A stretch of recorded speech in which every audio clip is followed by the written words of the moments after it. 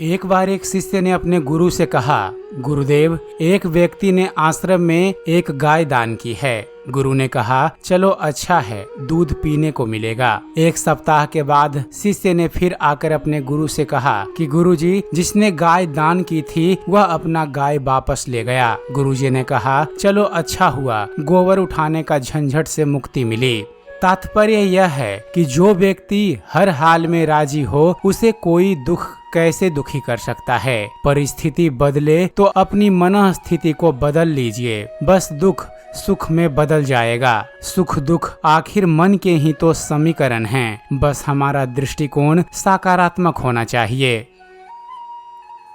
पके हुए फल की 3 पहचान होती है। एक तो वह नर्म हो जाता है, दूसरा वह मीठा हो जाता है और तीसरा उसका रंग बदल जाता है। इसी तरह से अच्छे परिपक्व व्यक्ति की भी 3 पहचान होती है। पहली, उसमें नम्रता होती है, दूसरा उसकी वाणी में मिठास होती है और तीसरा उसके चेहरे पर आत्मविश्वास का रंग होता है।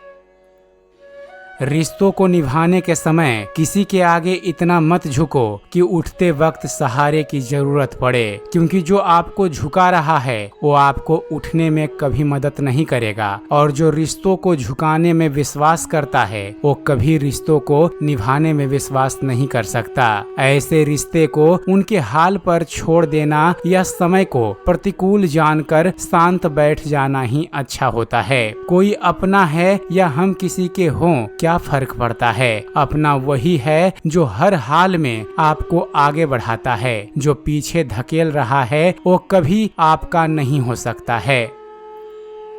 एक कागज का टुकड़ा गवर्नर के हस्ताक्षर से नोट बन जाता है, जिसे तोड़ने मड़ोड़ने, गंदा होने एवं जर्जर होने से भी उसकी कीमत कम नहीं होती। आप भी ईश्वर के हस्ताक्षर हैं। जब तक आप ना चाहें, आपकी कीमत कम नहीं हो सकती। आप अनमोल थे, अनमोल हैं, इसलिए अपनी कीमत को पहचानिए और आगे भी अनमोल ही बने रहिए।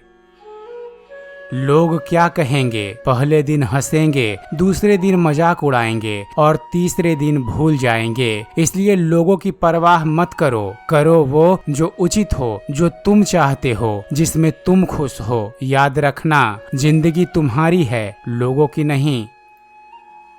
तिरस्कार यदि बार बार अपनों से ही मिले तो शब्दों का विवाद उचित नहीं, क्योंकि जो व्यक्ति आपके महत्व को नहीं समझा वो आपके शब्दों और भावनाओं को क्या समझेगा।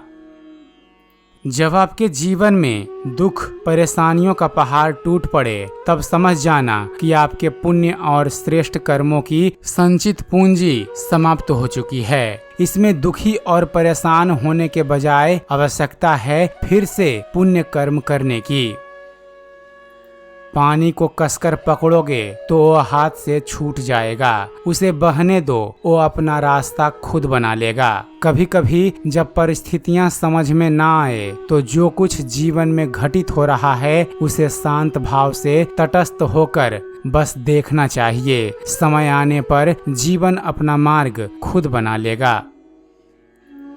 कोई भी मनुष्य किस बात को किस प्रकार से समझता है, यह उसकी मानसिकता तय करती है। कोई दूसरों की थाली से छीन कर खाने में अपनी शान समझता है, तो कोई अपनी थाली में से दूसरों को निवाले खिलाकर संतुष्ट होता है। सारा खेल संस्कार, समझ और मानसिकता का ही है। लेकिन एक बात तो तय है कि छीन कर खाने वालों का पेट कभी नहीं भरता और बांट कर खाने वाला कभी भूखा नहीं रहता।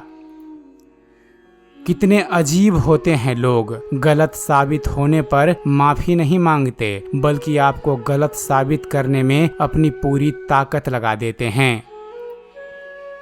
भगवान श्री कृष्ण ने कहा है कि कोई किसी के पास 3 ही परिस्थितियों में जाता है। पहला भाव में, दूसरा अभाव में और तीसरा प्रभाव में। इसलिए आपके पास जब भी कोई आए तो उसे पूरा सम्मान दीजिए। पता नहीं वह किस स्थिति में आपके पास आया है। भाव से आया है तो बस प्रेम चाहिए, अभाव में आया है तो मदद चाहिए और आपको सक्षम समझकर आपके पास आया है। और अगर प्रभाव में आया है तो आपको अभिमान होना चाहिए कि आप इस हेतु स्वयं सक्षम हैं, तो उसका तिरस्कार ना करें।